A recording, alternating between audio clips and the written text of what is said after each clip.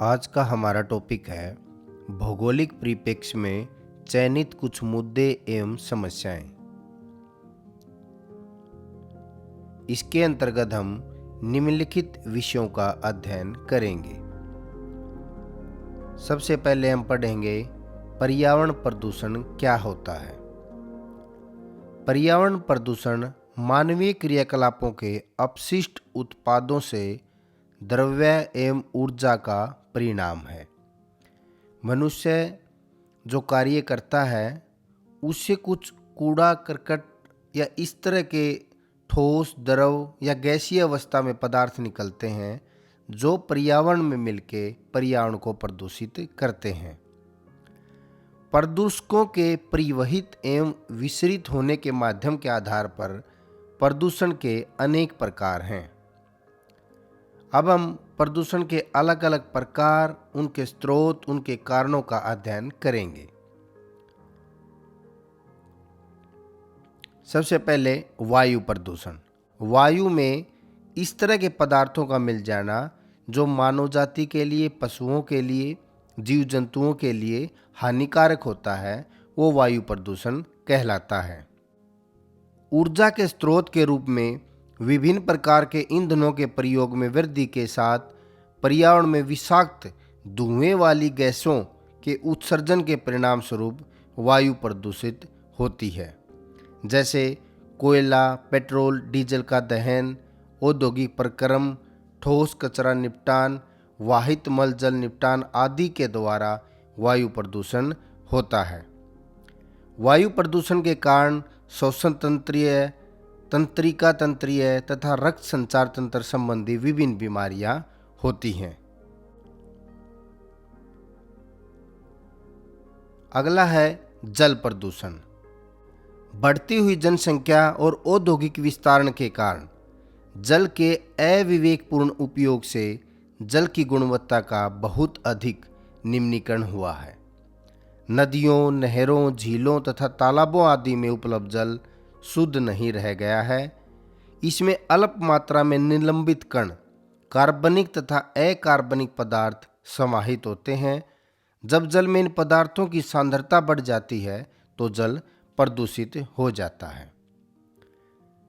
इसके अंदर बदबू, घुलित एवं निलंबित ठोस कण, अमोनिया तथा यूरिया, नाइट्रेट एवं नाइट्राइड्स, क्लोराइड्स, फ्लोराइड्स, तेल व ग्रीस, कीटनाशक दवाइयाँ, इस प्रकार के जो पदार्थ हैं उनके तत्व जब जल के अंदर मिल जाते हैं तो वो जल को प्रदूषित करते हैं।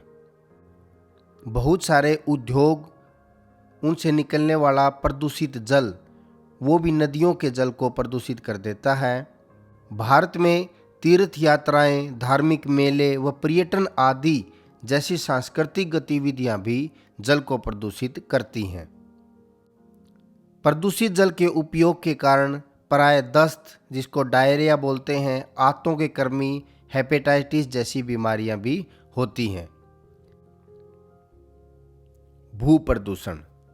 अनुचित मानव क्रियाकलाप, अनुपचारित औद्योगिक अपशिष्ट का निपटान, पीड़कनाशी या कीटनाशी दवाइयों और उर्वरकों का उपयोग ज़्यादा मात्रा में करने से जो भूमि है वो भी प्रदूषित होती है, जिससे जो मृदा है वो कृषि योग्य, उपजाऊ नहीं रहती। तो इस प्रकार से होने वाले प्रदूषण को भू प्रदूषण के नाम से जाना जाता है। ध्वनि प्रदूषण। विभिन्न स्रोतों से उत्पन्न ध्वनि का मानव की सहनीय सीमा से अधिक तथा असहज होना ध्वनि प्रदूषण कहलाता है। ध्वनि प्रदूषण के प्रमुख स्रोत विविध उद्योग, मशीनीकृत निर्माण तथा तोड़फोड़ के कार्य, तीव्र चलित मोटर वाहन, वायुयान, रेलगाड़ियां इत्यादि होते हैं। ध्वनि के स्तर को डेसिबल में मापा जाता है। नगरीय अपशिष्ट निपटान। नगरीय क्षेत्रों को प्राय अति संकुल, भीड़ भाड़ तथा तीव्र बढ़ती जनसंख्या के लिए अपर्याप्त सुविधाएं और उसके परिणाम स्वरूप साफ सफाई की खराब स्थिति एवं प्रदूषित वायु के रूप में पहचाना जाता है। विभिन्न स्रोतों द्वारा जनित अपशिष्ट, जिसको हम कचरा बोलते हैं, नगरीय प्रदूषण का एक महत्वपूर्ण कारण है। नगरीय अपशिष्ट दो स्रोतों से होता है, घरेलू प्रतिष्ठानों से और व्यावसायिक प्रतिष्ठानों से। नगरीय अपशिष्ट के अंतर्गत कूड़ा करकट, रद्दी, गंदगी एवं कबाड़ आदि आते हैं। अगर नगरीय अपशिष्ट का निपटान लापरवाही से किया जाए तो बदबू, मक्खियों से स्वास्थ्य संबंधी जोखिम पैदा हो जाते हैं, जैसे टाइफाइड, गलघोटू, दस्त तथा हैजा आदि बीमारियां भी हो जाती हैं। ग्रामीण शहरी प्रवास।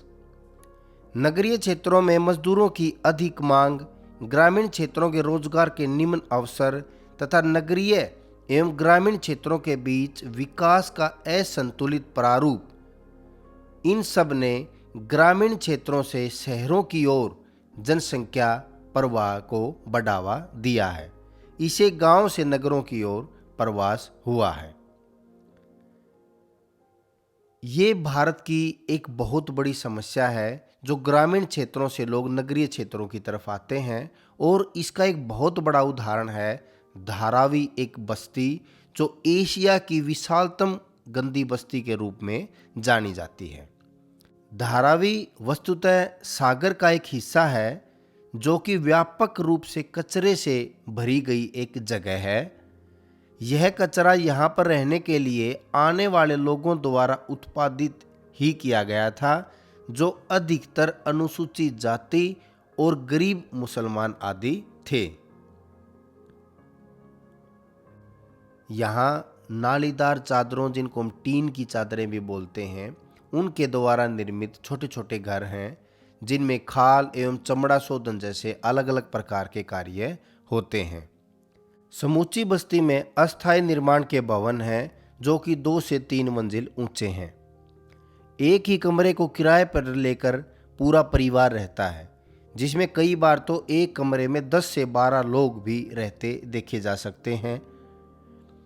इस गंदी बस्ती से केवल एक मुख्य सड़क गुजरती है।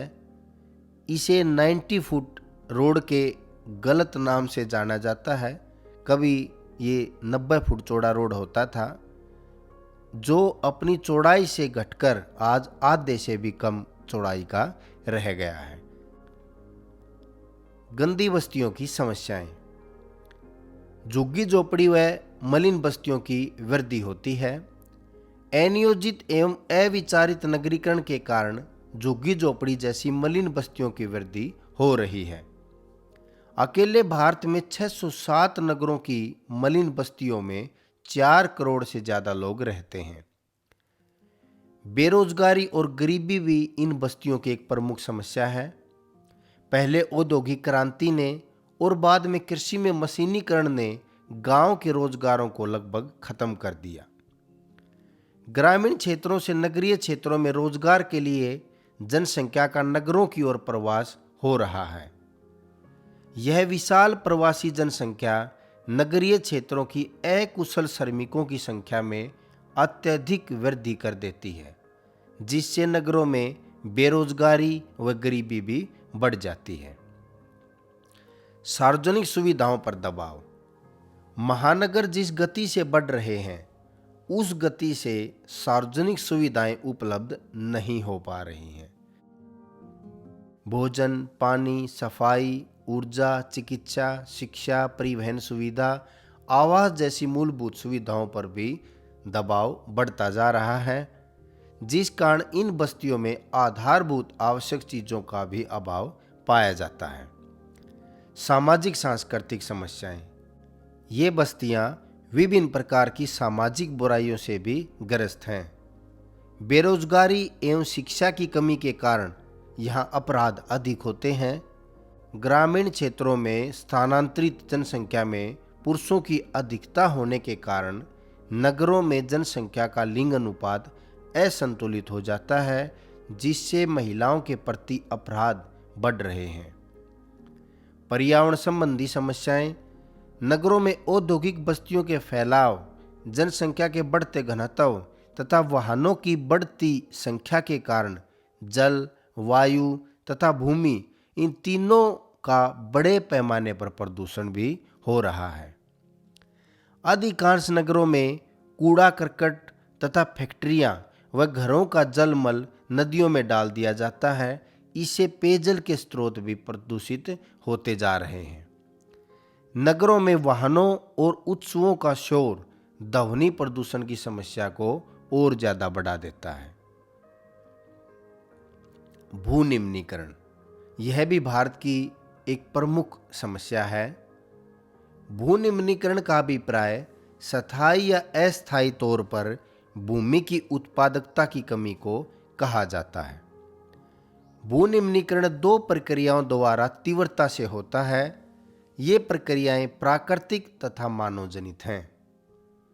प्राकृतिक प्रक्रियाएं, प्राकृतिक खड्ड, मरुस्थलीय या तटीय रेतीली भूमि, बंजर चट्टानी क्षेत्र, तीव्र ढाल वाली भूमि तथा हिमानी क्षेत्र, ये मुख्य प्राकृतिक प्रक्रियाओं के द्वारा ऐसी घटनाएं घटित होती हैं जिससे भूमि कृषि योग्य नहीं रहती। मृदा अपरदन भी भूनिम्नीकरण का एक प्रमुख कारण है, जिससे मिट्टी की ऊपरी परत जो उपजाऊ होती है वो बह के दूर चली जाती है और नीचे से सख्त चट्टानी परत रह जाती है, जिसमें फसलों को उगाना मुश्किल हो जाता है। मानवजनित प्रक्रियाएं, मानवजनित प्रक्रियाओं से निम्न कोटि भूमियों में जलाक्रांत व दलदली क्षेत्र, लवणता, क्षारता से प्रभावित भूमियां आदि सम्मिलित हैं। यानी कि मानवजनित प्रक्रियाओं में इस प्रकार की भूमियों को शामिल किया जाता है जिनका निम्नीकरण करने में मानव का हाथ, मानव का योगदान होता है। स्थानांतरित कृषि जनित क्षेत्र तथा खनन के द्वारा प्रभावित क्षेत्र, जहाँ ज़्यादा खनन होता है तो वहाँ पर भी बड़े बड़े गड्ढे बन जाते हैं। वह औद्योगिक अवशिष्ट जनित व्यर्थ क्षेत्र भी मानव जनित प्रक्रियाएं हैं जिनके कारण जो भूमि है वो कृषि के अयोग्य हो जाती है। अब हम पढ़ेंगे भूनिम्नीकरण को कम कैसे किया जा सकता है, वो क्या क्या उपाय हैं। ये बड़ा इंपॉर्टेंट क्वेश्चन है जो पेपर में लगभग पूछ लिया जाता है कि भूनिम्नीकरण को कम करने के उपाय बताएं।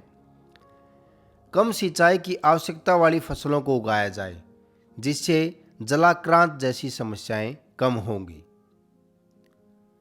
सिंचाई में भूमिगत जल का कम से कम प्रयोग किया जाए जिससे लवणता में कमी आती है। पर्वतीय ढालों पर सीढ़ीदार कृषि करने से मृदा अपरदन को रोका जा सकता है। ज़्यादा से ज़्यादा पेड़ लगाकर भी मृदा अपरदन को रोका जा सकता है। कीटनाशक रसायनों के अत्यधिक प्रयोग को कम करके मृदा परिच्छेदिका में जहरीले तत्वों के सांद्रण होने से मिट्टी को बचाया जा सकता है। विविध फसलीकरण से मृदा या भूमि में पुनः उर्वरता पाने की जो एक प्राकृतिक प्रक्रिया होती है उसको बनाया जा सकता है। जैसे अलग अलग फसलों को अगर उगाया जाएगा बार बार खेत में तो उससे मिट्टी में ज़्यादा उपजाऊपन आता है। जैसे नाइट्रोजन की मात्रा मिट्टी में बढ़ जाती है, विशेष तौर पर दालों की कृषि करने से। अब हम इस चैप्टर के कुछ इंपॉर्टेंट क्वेश्चन का अध्ययन करेंगे। पर्यावरण प्रदूषण क्या होता है, प्रदूषण के अलग अलग प्रकार कौन से हैं और प्रदूषण किन स्रोतों से होता है, जल प्रदूषण, वायु प्रदूषण, भूमि प्रदूषण और ध्वनि प्रदूषण के बारे में वर्णन कीजिए। इनका मानव के ऊपर क्या प्रभाव पड़ता है इसका वर्णन कीजिए। नगरीय अपशिष्ट निपटान एक नगरों की बहुत बड़ी समस्या है, ये क्यों है, इसके पीछे क्या कारण है, इसका वर्णन कीजिए। गांव से नगरों की ओर प्रवास क्यों होता है और इसका नगरों के ऊपर किस प्रकार प्राकृतिक सामाजिक रूप से प्रभाव पड़ता है। धारावी जो एशिया की विशालतम गंदी बस्ती है इसका वर्णन कीजिए। गंदी बस्तियों की कौन कौन सी समस्याएं होती हैं।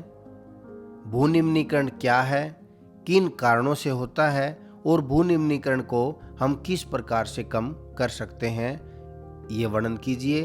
तो इस प्रकार से भौगोलिक परिप्रेक्ष्य में चयनित कुछ मुद्दे एवं समस्याएं, ये हमारे चैप्टर का जो नाम था वो पाठ यहाँ पर कंप्लीट हुआ।